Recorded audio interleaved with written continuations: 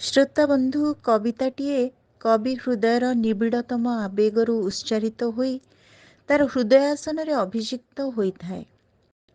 ପ୍ରକୃତ କବିଟିଏ ଅନ୍ଧାର ସାଙ୍ଗରେ ରାତି କାଟିଥିବା ଚଢ଼େଇଟିର ନିସଙ୍ଗତାକୁ ବାରିପାରେ ତ ଆଉ କେବେ ଯନ୍ତ୍ରଣାର ଲହରୀରେ ଚାରିଆଡ଼େ ବିଞ୍ଚି ହୋଇ ପଡ଼ିଥିବା ଲକ୍ଷ ଲକ୍ଷ ତାରାଙ୍କୁ ତୋଳି ବସେ। ପୁଣି ପିଠିରେ ଦୁଃଖର ପାହାଡ଼କୁ ବୋହିବାକୁ ଆସ୍ପର୍ଦ୍ଧା କରେ ତ ଅତୀତକୁ ଫେରିଯାଇ ନିଶ୍ୱାସର ଝଡ଼ ଓ ଦିଗହରା ଉଲ୍କାର ବିଦ୍ରୋହକୁ ସାମ୍ନା କରିପାରେ। ଶ୍ରୋତାବନ୍ଧୁ, ଏ ଶବ୍ଦ ଜଣେ ବିଶିଷ୍ଟ କବିଙ୍କର। ଆଜି ଆମେ ଏମିତି ଜଣେ ନିଆରା କବିଙ୍କୁ ଶୁଣିବା ଯିଏ ବୃତ୍ତି ଓ ପ୍ରବୃତ୍ତିର ଭିନ୍ନତା ଭିତରେ ମଧ୍ୟ ସ୍ୱତନ୍ତ୍ର କାବ୍ୟିକ ନୌଯାତ୍ରା କରନ୍ତି, ଯେ ତାଙ୍କ କବିତାରେ ପ୍ରତିକୂଳ ଅବସ୍ଥା ପରେ ଅପେକ୍ଷା ରଖନ୍ତି ସକାଳର ଖରାରେ ପ୍ରଜାପତିଙ୍କ ଚୁପଚାପ ଉଡ୍ଡାଣ ଦେଖିବାକୁ, ବିଶ୍ୱାସ ରଖନ୍ତି ଯେ ଦିନେ ଆକାଶ ତରଳିବ, ବର୍ଷା ହେବ, ବାଦଲ ଆଖିରେ ପୁଣି କଅଁଳିବ ପକ୍ଷୀଙ୍କର କଳରବ। ସଞ୍ଜ ବେଳକୁ ଉଡ଼ି ଯାଇଥିବା ପକ୍ଷୀ ଫେରି ଆସିବେ ଗଛକୁ। କବି ଅପେକ୍ଷା କରିବେ ସେମିତି ଢଳ ଢଳ ଲୁହସିକ୍ତ ଆଖିରେ ତାଙ୍କ ପୁରୁଣା ଜୀବନ ରାସ୍ତାର ଚଉମୁହାଣୀରେ। ଶ୍ରୋତା ବନ୍ଧୁ, ଆମେ ଆଜି ଶୁଣୁଛେ କବି ଡାକ୍ତର ଲକ୍ଷ୍ମଣ ସାହୁଙ୍କୁ। ଡାକ୍ତର ଲକ୍ଷ୍ମଣ କୁମାର ସାହୁ ବ୍ରହ୍ମପୁର ମେଡ଼ିକାଲ କଲେଜରୁ ମେଡ଼ିସିନ ବିଭାଗରୁ ଅବସର ନେଲା ପରେ ଏବେ ମଧ୍ୟ ନିଜ ଡାକ୍ତରୀ ବୃତ୍ତିରେ ସେବାରତ। 1951 ମସିହାରେ ଜନ୍ମିତ ଡାକ୍ତର ସାହୁ କଟକ ଶ୍ରୀରାମଚନ୍ଦ୍ର ଭଞ୍ଜ ମେଡ଼ିକାଲ କଲେଜରୁ MBBS ଡିଗ୍ରୀ ଓ ବ୍ରହ୍ମପୁର MKCG ମେଡ଼ିକାଲ କଲେଜର MD ପାସ୍ କରିଛନ୍ତି। ପେଶାରେ ଡାକ୍ତର ହେଲେ ମଧ୍ୟ କବିତା ଲେଖାରେ ତାଙ୍କର ଅସୀମ ଆଗ୍ରହ। ଶ୍ରୋତାବନ୍ଧୁ, କବି ଲକ୍ଷ୍ମଣ କୁମାର ସାହୁଙ୍କର ଅନ୍ୟା ଅନନ୍ୟା କବିତା ସଂକଳନସ୍ଥ 73ଟି କବିତା ଅତି ଚମତ୍କାର, ଯେଉଁଥିରେ ତାଙ୍କ କାବ୍ୟିକ ଶୈଳୀ, କାବ୍ୟିକ ଦୃଷ୍ଟିକୋଣ ପାଠକମାନଙ୍କୁ ଦୀର୍ଘ ସମୟ ପାଇଁ ବାନ୍ଧି ରଖିବ ନିଶ୍ଚୟ। ତାଙ୍କ ପାଇଁ କବିତା ତ କାଶତଣ୍ଡି, ଶିଶିର ଆଖିର ଲୁହ, ଚନ୍ଦ୍ରିକାରୁ ଖସି ପଡ଼ିଥିବା ମେଘର ମୂର୍ଚ୍ଛନା। କବିତା ତ ଜ୍ୟୋତ୍ସ୍ନା ବୋଳା ରାତିର ଅନ୍ଧାର, ନଈପଠା ଜହ୍ନରାତି ଧବଳ ଟଗର। ଶ୍ରୋତାବନ୍ଧୁ, କବି ଡାକ୍ତର ଲକ୍ଷ୍ମଣ କୁମାର ସାହୁଙ୍କର କବିତା ଶୁଣିବା ପୂର୍ବରୁ ତାଙ୍କ କାବ୍ୟିକ ଯାତ୍ରା, ତାଙ୍କର ଅନୁଭବ ସମ୍ପର୍କରେ କିଛି କହିବା ପାଇଁ ମୁଁ ଇଚ୍ଛା କରୁଛି। ତାଙ୍କ ଦୃଷ୍ଟିରେ କବିତା କ'ଣ? ସେ କହନ୍ତି, କବିତା ମୋତେ ମୁଗ୍ଧ କରେ, ମୋହିତ କରେ। କବିତା ମୋତେ ସ୍ୱପ୍ନାବିଷ୍ଟ କରେ। ସ୍ୱପ୍ନରୁ ସତ୍ୟ, ସତ୍ୟରୁ ସ୍ୱପ୍ନ, ଏମିତି ଘୂରି ବୁଲେ ମୋର କବିତା ମାନ। କେତେବେଳେ ଫୁଲ, କେତେବେଳେ ଫଗୁଣ, କେତେବେଳେ ସାଙ୍ଗସାଥୀ ତ, କେତେବେଳେ ପାହାନ୍ତା ରାତି, କେତେ କଥା, କେତେ ବ୍ୟଥା, ଏସବୁକୁ ନେଇ କବିତା। କବିତାରେ କାହାକୁ ଥାଏ ଅପେକ୍ଷା, ପୁଣି ତହିଁରେ ଥାଏ କାହାର ସ୍ୱପ୍ନାବିଳ ସତ୍ତା। କବିତାକୁ ଭଲ ପାଉଥିବା କବିଟିଏ ମୁଁ। ବିବିଧତା ମୋ କବିତାର ମୂଳ କଥା। କିଛି ପରିବର୍ତ୍ତନ, କିଛି ନୂତନତା, କିଛି ଅମଡ଼ା ବାଟକୁ ଚଲାପଥ କରିବାର କଥାକୁ ନେଇ ମୋ କବିତା। ଶ୍ରୋତାବନ୍ଧୁ, କବି ଡାକ୍ତର ଲକ୍ଷ୍ମଣ କୁମାର ସାହୁଙ୍କ କବିତାରେ ସମୟ, ରାସ୍ତା, ଜୀବନ, ଯନ୍ତ୍ରଣା, ପ୍ରେମ, ବିଶ୍ୱାସ ଆଦି ମାନବୀୟ ଜୀବନର ବିବିଧ ବିଷୟର କଥା ରହିଛି। ଏବଂ ଏଇ କଥା କହିଲା ବେଳେ ତାଙ୍କର ମନେ ପଡ଼ିଛି ଗାଁ ନଈ ତୁଠର କଥା, ଗୋଲାପୀ ଚିଠିର ବାସ୍ନା, ସ୍ୱପ୍ନର ମାଦକତା, ସଞ୍ଜବେଳ, ଅଦିନ ବର୍ଷା, ପିଲାଦିନ, ଏମିତି କେତେ କ'ଣ। ସେ କହନ୍ତି, ମୁଁ କଲମକୁ ସାଥୀ କରି ନିଜ ଡାଏରୀ ପୃଷ୍ଠାରେ କବିତାକୁ ନେଇ ମନ କଥା ସବୁ ଲେଖିଦିଏ। ଅନ୍ୟା ଅନନ୍ୟା କବିତା ସଂକଳନ ବ୍ଲାକ୍ ଇଗଲ୍ ପୁସ୍ତକ ପ୍ରକାଶନୀ ସଂସ୍ଥା ଦ୍ୱାରା ପ୍ରକାଶିତ ଏବଂ ଏଥିରେ କବିଙ୍କ ସମ୍ପର୍କରେ ଅନ୍ୟ ଜଣେ ବିଶିଷ୍ଟ ପ୍ରଥିତଯଶା କବିଙ୍କର ଉପକ୍ରମଣିକା ଖୁବ୍ ଅଭିନନ୍ଦନୀୟ, ଖୁବ୍ ଆକର୍ଷଣୀୟ। କବି ବିପିନ ନାୟକଙ୍କର ମତରେ ଅନନ୍ୟା କବିତାରେ ପ୍ରତିଟି ପୀଡ଼ାର ଏକ ଛନ୍ଦକୁ ସେ ଅନୁଭବ କରନ୍ତି। କବି ବିପିନ ନାୟକ କହିଛନ୍ତି ଯେ କବିତା ଅକ୍ଷରରେ ନଥାଏ, ଥାଏ ଜୀବନରେ ଜିଜିବିଷାରେ ଚଳପ୍ରଚଳ ହେଉଥିବା ସମ୍ବେଦୀ ମଣିଷଟିର ଦୈନନ୍ଦିନତାରେ। କେତେବେଳେ ସେ ଭାବ ଶବ୍ଦରେ ସ୍ରୋତସ୍ୱତୀ ହୋଇ ବହିବ ଜାଣିବା ଦୁଷ୍କର। ଆଶ୍ୱାସନାର କଥା, କବି ଡକ୍ଟର ଲକ୍ଷ୍ମଣ କୁମାର ସାହୁ ଏ ରୋମନ୍ଥନକୁ, ଏ ଅନ୍ତଃସ୍ରୋତକୁ ରୋକି ପାରି ନାହାନ୍ତି ନିଜ ଭିତରେ। ଡେରିରେ ହେଉ ପଛେ ପ୍ରପାତ ପରି ଏହା ଫିଟି ଆସିଛି ଗଭୀର ପ୍ରତ୍ୟୟରେ, ଅପୂର୍ବ ଆତ୍ମସନ୍ତୋଷରେ। ଜୀବନରେ ଅନୁଭବୀ ଥିବା ଅନେକ କଥା ଭିତରୁ ସେ ଗୋଟେଇ ଆଣିଛନ୍ତି କିଛି ସ୍ମୃତି, କିଛି ଶୈଶବ ଆଲୋକ ଅନ୍ଧାର, ଛାୟାଚ୍ଛନ୍ନତା, ସ୍ୱପ୍ନ ଦୁଃସ୍ୱପ୍ନ ଆଉ କିଛି ଉଜ୍ଜ୍ୱଳ ଉପଲବ୍ଧି। ତାଙ୍କ କାବ୍ୟ ଯାତ୍ରାରେ ସେ ଶୁଣି ପାରିଛନ୍ତି ସଞ୍ଜ ଅନ୍ଧାରରେ ମହୁମାଛିର ଶୋଇଯିବା ପୂର୍ବର ଗୁଣୁ ଗୁଣୁ ଘୁମନ୍ତ ଆକାଶର ସ୍ୱର। ଦେଖିଛନ୍ତି ସେଇ ଛାୟାଚ୍ଛନ୍ନ ବରଗଛରେ ଲଟକି ରହିଥିବା ଛିଣ୍ଡା ଗୁଡ଼ିର ଅସହାୟତା, ଅନେକ ଅକୁହା ଓଠର ନିଃଶବ୍ଦତା। ଜୀବନର ଛାଇରେ ବସି ବସି ବାହାରର ଆଲୋକ ଓ ସତ୍ୟର ପ୍ରତିବିମ୍ବିତ ରୂପକୁ ବି ସେ ଦେଖିପାରିଛନ୍ତି। ଲାଗୁଛି ଯେମିତି ପ୍ଲାଟୋଙ୍କର ରହସ୍ୟମୟ ଗୁମ୍ଫାର ଉପଲବ୍ଧି ଭିତରେ ସେ ଯେମିତି ଜୀବନକୁ ଚିହ୍ନନ୍ତି। ସେ ଭାବନ୍ତି ଜୀବନ ଯେମିତି ଅନ୍ଧାରରେ ଫୁଟିଥିବା ଫୁଲ। ଭୋକ, ଭୟ, ହସ, କାନ୍ଦ, ଫୁଲବଣ ଓ ଲମ୍ବି ଆସିଥିବା ଗୋଟେ ଦୀର୍ଘ ନଈକୂଳ। ସେ ଯାହା ହେଉ, ଅନନ୍ୟାର କବିତା ଗୁଡ଼ିକର ବିଶେଷତ୍ୱ ହେଲା ଏହା ଅନେକ ସ୍ମୃତିର ସୁନ୍ଦର ସ୍ୱାଗତ। ଏ ଆତ୍ମାଳାପ ଯଦି ସରସ ସୁନ୍ଦର ରସସିକ୍ତ ହୁଏ, ସୃଜନ ଆନନ୍ଦ ଟିକକ ବ୍ୟକ୍ତିରୁ ଗୋଷ୍ଠୀକୁ ସଞ୍ଚରିଯାଏ, ସୃଜନ ସାର୍ଥକ ହୁଏ। ଶ୍ରୋତାବନ୍ଧୁ, ଚାଲନ୍ତୁ ଶୁଣିବା ଡାକ୍ତର କବି ଲକ୍ଷ୍ମଣ କୁମାର ସାହୁଙ୍କର ଏକ ସୁନ୍ଦର କବିତା, ଯାହାର ଶୀର୍ଷକ ହେଉଛି ଦେଖ ଏ ସକାଳକୁ।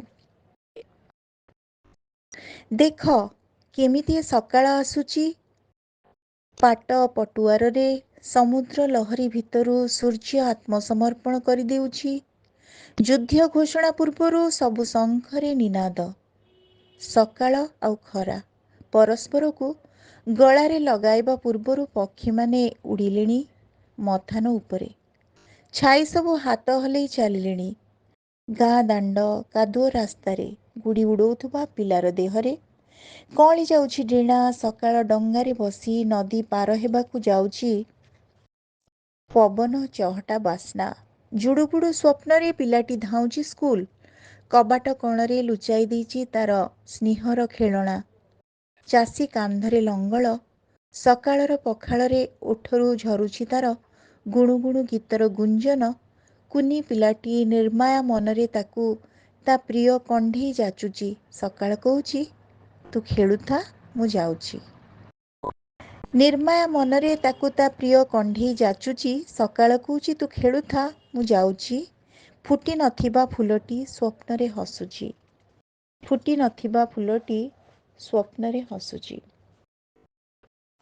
କବିଙ୍କର ଆଉ ଏକ ଚମତ୍କାର କବିତା। କବିତାର ଶୀର୍ଷକ ଗୁଡ଼ିର ଦୁଃଖ। ତୁମେ କ'ଣ ଜାଣିପାରିବ ଗୁଡ଼ିର କେତେ ଦୁଃଖ? ତୁମେ କ'ଣ ଜାଣିପାରିବ ଗୁଡ଼ିର କେତେ ଦୁଃଖ? ଲୁହ ପିଇ ସେ ଲିଭାଉଛି ଜୀବନର ସବୁ ଯାକ ଶୋଷ। ଆକାଶରେ ଉଡ଼ଉଥାଏ ଦେହ ଓ ନିଶ୍ୱାସ। ସୂତା ଖିଅରେ ବନ୍ଧା ଥାଏ ତା ବଳକା ଆୟୁଷ। ରତ ରତ ଖରାଟାରେ ଉଡ଼ୁଥାଏ ଆକାଶରେ। ମନ କିନ୍ତୁ ଥାଏ ତାର ଫୁଲ ପତ୍ର ପଦ୍ମ ପୋଖରୀରେ। ବାଦଲକୁ ଛୁଏଁ ସିନା, ମନ ଜୁଡ଼ୁବୁଡ଼ୁ ତାର ସ୍ନେହର ନଟେଇଟିରେ। ପିଲାଙ୍କ ହାତରେ ଆକାଶକୁ ଛନ୍ଦି ହୁଏ, ଧାରୁଆ ମାଞ୍ଚାରେ ଗୁଡ଼ି ଜାଣେ ପର୍ବତ ଉପରେ ଉଡ଼ିବାର କଷ୍ଟ। ତଳେ ରହିଥାନ୍ତି ଚିଲ, କୋଇଲି ଓ କାଠହଣା। ଚଢ଼େଇଙ୍କ ଗୀତ, କ୍ଳାନ୍ତ ଅପରାହ୍ନ, ଯୋଗୀଙ୍କର କେନ୍ଦେରାର ସ୍ୱର ଉଡ଼େ ସିନା ଆକାଶରେ, ତଳେ କିନ୍ତୁ ପିଲାଙ୍କ ହାତରେ ଥାଏ ତାର ଜୀବନର ଡୋର। ନିଜେ ଦେଖିପାରେ ନା ଗୁଡ଼ି, ନିଜ ସ୍ୱପ୍ନ ନିଜର ଆଖିରେ ଇଚ୍ଛାଙ୍କୁ ଗୁନ୍ଥି ପାରେ ନା। ଫୁଟି ନଥିବା ଫୁଲ ପାଖୁଡ଼ାରେ ଦୁଃଖ ତାର। ପ୍ରଜାପତି ପରି ନିଜ ଇଚ୍ଛାରେ ଉଡ଼ନ୍ତା, ସାରୁପତ୍ରରେ ବସନ୍ତା, ନଥାନ୍ତା କାହା ହାତରେ ତାର ଜୀବନର ଡୋରି। ନିଶ୍ଚୁପ ତାରାଟି ପରି ଜଳନ୍ତା, ଲିଭନ୍ତା, ନିଜେ ନିଜେ ଇଚ୍ଛାରେ ବଞ୍ଚନ୍ତା। ମୁକ୍ତ ଚଢ଼େଇଙ୍କ ପରି ଏ ଡାଳରୁ ସେ ଡାଳକୁ ଉଡ଼ନ୍ତା। ଶ୍ରୋତାବନ୍ଧୁ, ଆମେ ଶୁଣୁଛେ ବୃତ୍ତିରେ ଡାକ୍ତର ଏବଂ ପ୍ରବୃତ୍ତିରେ ଜଣେ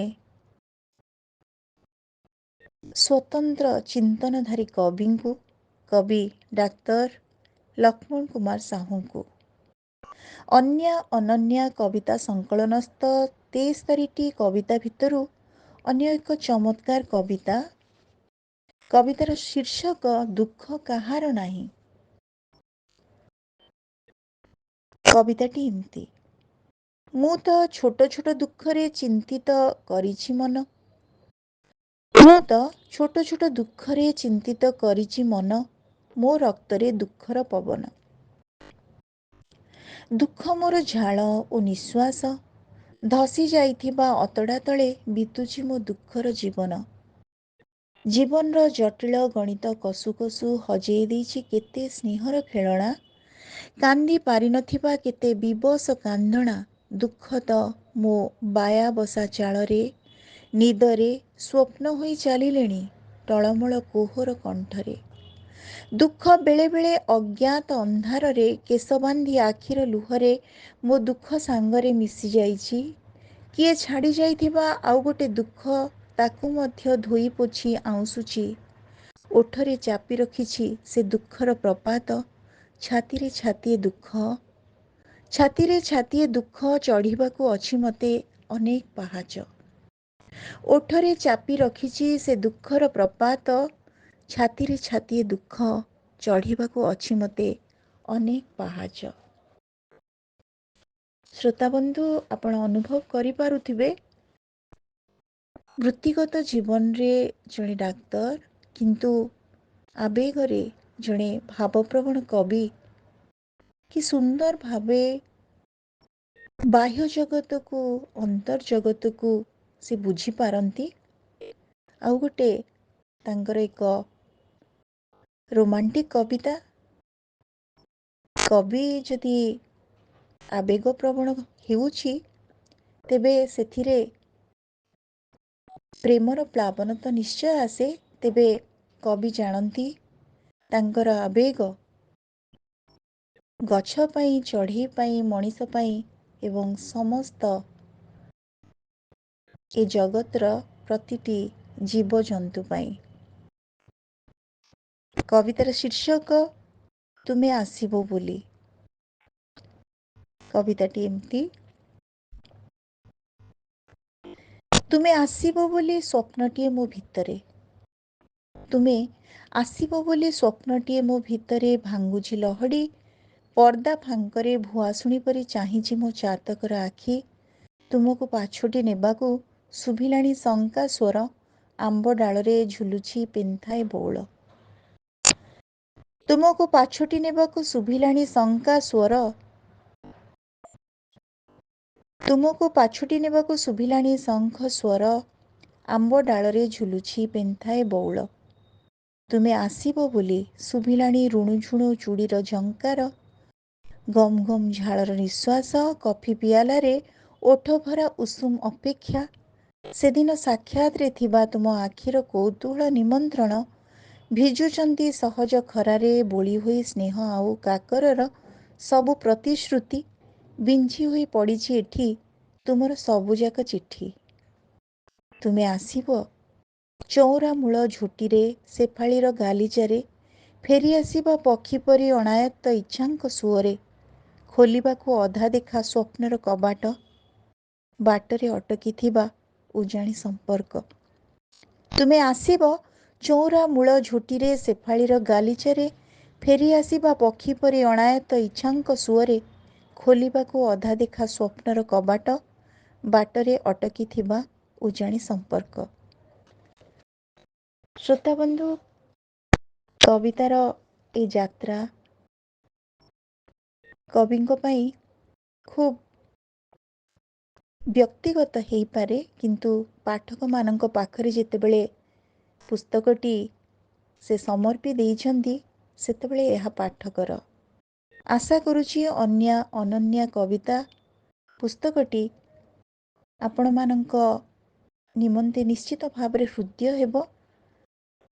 ଆଜିର ଏହି ଆଲୋଚନା ଆପଣମାନଙ୍କୁ କେମିତି ଲାଗିଲା, ଆପଣମାନଙ୍କ ମତାମତ ଅପେକ୍ଷାରେ। ଧନ୍ୟବାଦ।